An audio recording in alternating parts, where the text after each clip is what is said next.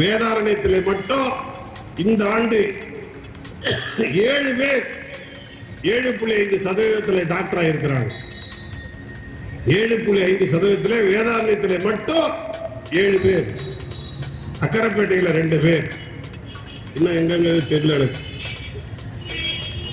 என்ன விசேஷம்?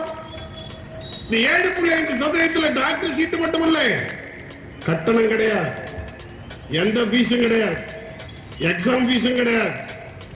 டாக்டர் ஆகி வெளியே வர போறாங்க, அவ்வளவுதான். பெற்றவங்களுக்கு எந்த வேலையும் கிடையாது. அனைத்தையும் அரசே செலுத்தும், அரசே கட்டும், அரசே கவனிக்கும் என்கிற சட்டத்தையும் கொண்டு வந்திருக்கிறார் எடப்பாடியார். நீட்டுக்கு அற்புதமான முடிவை, அற்புதமான ஒரு ரிசல்ட் எடப்பாடியார் எடுத்தது, அருமையான தீர்வு. இதை விட என்ன செய்ய முடியும்? எனவே எடப்பாடியார் அவர்கள் தமிழகமெங்கும் சூறாவளி சுற்றுப்பயணம் செய்து கொண்டிருக்கிறார். மக்கள் அலை கடவென திரண்டு வந்து கொண்டிருக்கிறார்கள். நாங்கள் ரொம்ப நாளாச்சு, 53 ஆண்டுகள் ஆகிறது அதிமுக தொடங்கி. புரட்சி தலைவர் எம்ஜிஆருடைய காலத்திலே தான் கை குழந்தையோடு சகோதரிகள் தலைவரை பார்க்க வந்தார்கள், வருவார்கள். அந்த காலம் திரும்பி இருக்கிறது.